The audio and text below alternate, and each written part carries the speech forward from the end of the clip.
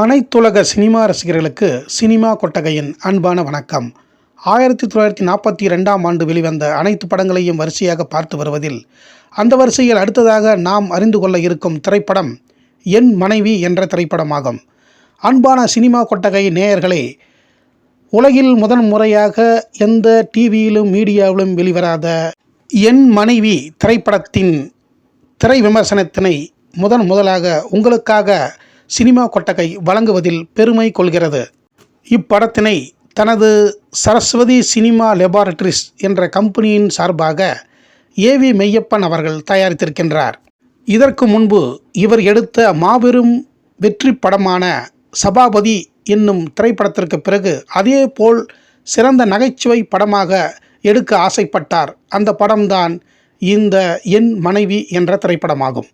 சாந்தா சக்குபாய் என்ற வெற்றி படத்தினை இயக்கிய சுந்தர்ராவ் நட்கர்னி என்ற இயக்குனரை இந்த திரைப்படத்தை இயக்கும்படி ஏவி மெய்யப்பன் அவர்கள் கேட்டுக்கொண்டதன் பேரில் உருவாக்கப்பட்ட படம்தான் என் மனைவி என்ற திரைப்படம். இனி இந்த திரைப்படத்தின் கதை சுருக்கம் என்ன என்பதை பற்றி பார்ப்போம்.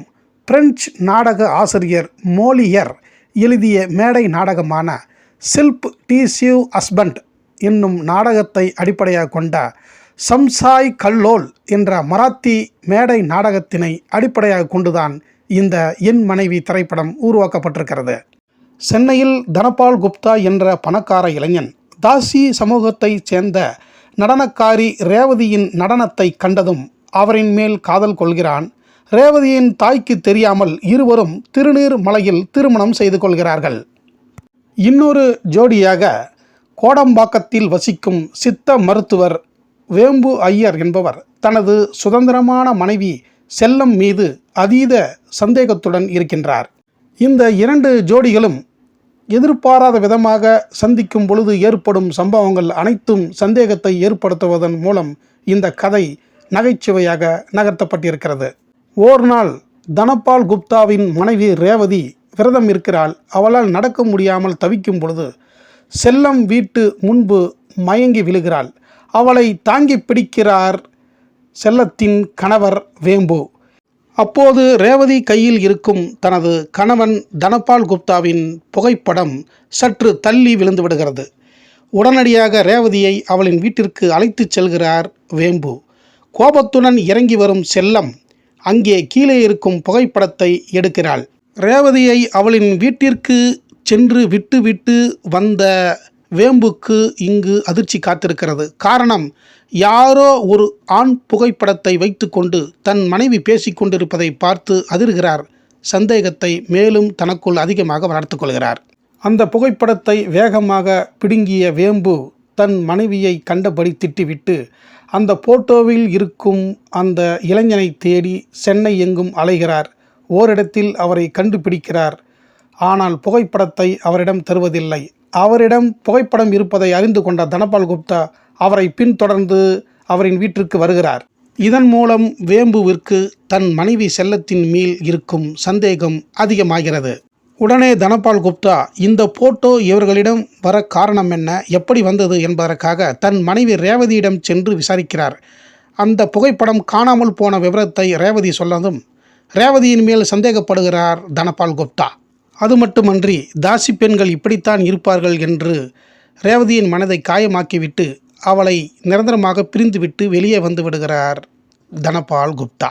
அது மட்டுமன்றி அந்த புகைப்படத்தினால் வேம்பு செல்லம் இடையே மிகப்பெரிய பிரிவை ஏற்படுத்தக்கூடும் என்பதால் அந்த போட்டோவை தன்னிடம் கொடுக்க வேண்டும் என்று வேம்புவின் வீட்டிற்கு சென்று விடாப்பிடியாக கேட்கிறார் தனபால் குப்தா.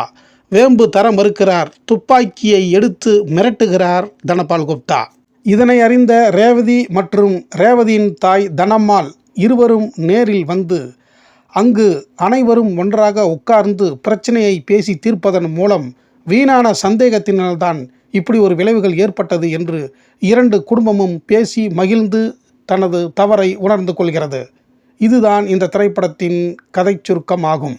கத்தி மேல் நடக்கும் கதையை மிக அற்புதமான சம்பவங்களால் ஒன்று கோர்த்து விரசமில்லாமல் முழுக்க நகைச்சுவை காட்சிகளை இணைத்து நம்மை நம்ப வைத்து சிரிக்க வைத்திருக்கிறார்கள் இந்த திரைப்பட நிறுவனத்தார். மேல்தட்டு மக்களின் வாழ்வியலுக்கு இது அன்றே பாடம் புகட்டும் படமாக இருந்திருக்கின்றது. அளவான வசனம், காட்சிக்கு காட்சி, எதிர்பார்ப்புகளுடன் கூடிய நகைச்சுவை என்று சினிமா இலக்கணத்திற்கு விதை போட்ட படமாக என் மனைவி திரைப்படம் அன்றே இருந்திருக்கிறது. அடுத்த 30 ஆண்டுகளுக்கு தமிழ் சினிமாவிற்கு வழித்தோன்றலாய் இந்த என் மனைவி திரைப்படம் திகழ்ந்திருக்கிறது.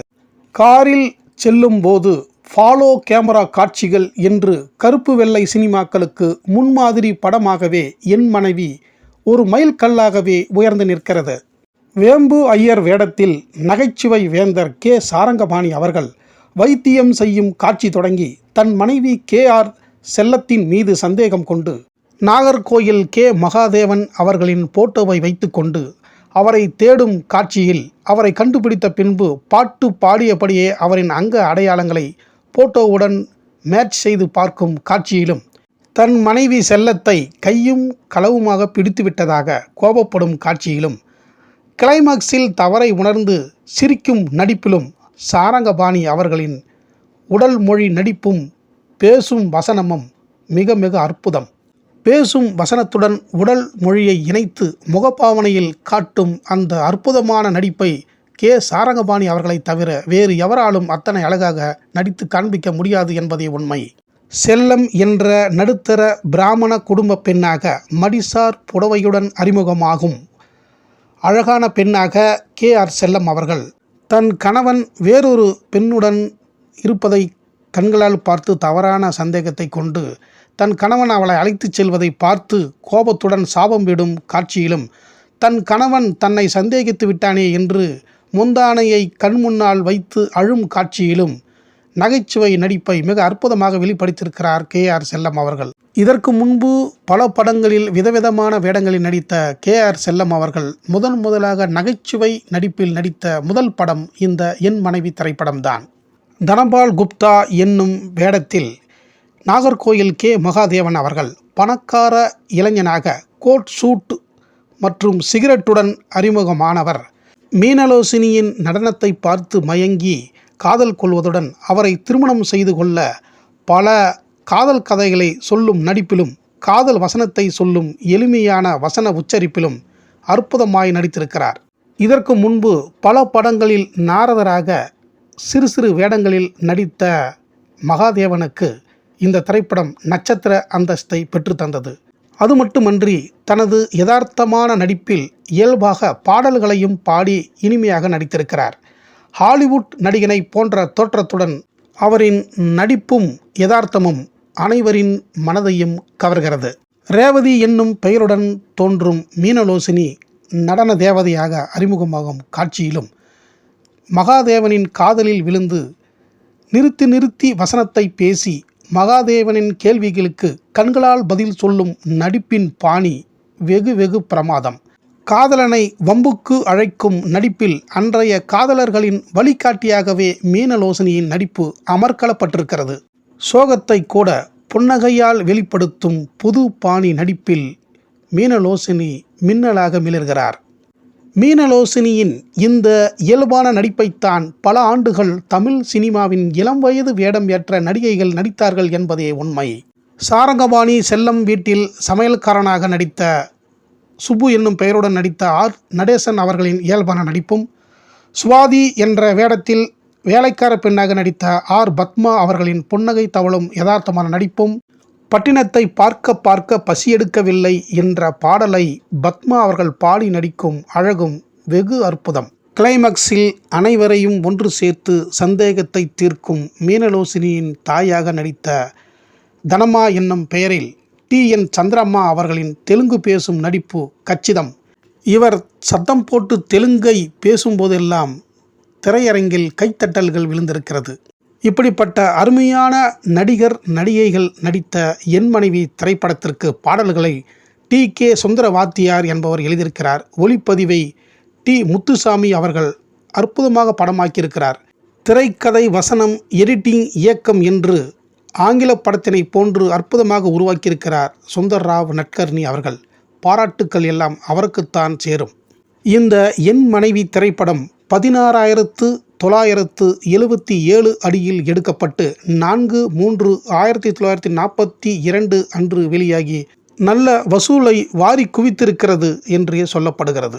அன்பான சினிமா கொட்டகை நேயர்களே, இந்த திரைப்படம் யூடியூப்களில் இருக்கிறது. நீங்கள் இந்த திரைப்படத்தை பார்த்துவிட்டு கூட இந்த திரை விமர்சனத்தினை கேட்கலாம். இதுவரை இந்த என் மனைவி திரைப்படத்தின் திரை விமர்சனத்தினை சினிமா கொட்டகைக்கு வந்து பார்த்த அனைத்து கலைநேச நெஞ்சங்களுக்கும் என் நெஞ்சார்ந்த நன்றியை தெரிவித்துக் கொண்டு, இனி இதே 1942 ஆண்டு வெளிவந்த மற்ற அனைத்து படங்களையும் அடுத்தடுத்த வீடியோவில் தொடர்ந்து பார்ப்போம். நீங்களும் பார்த்து உங்களின் ஆதரவையும் கருத்துக்களையும் வழங்குங்கள் என்று கேட்டுக்கொள்கிறேன். நன்றி, வணக்கம்.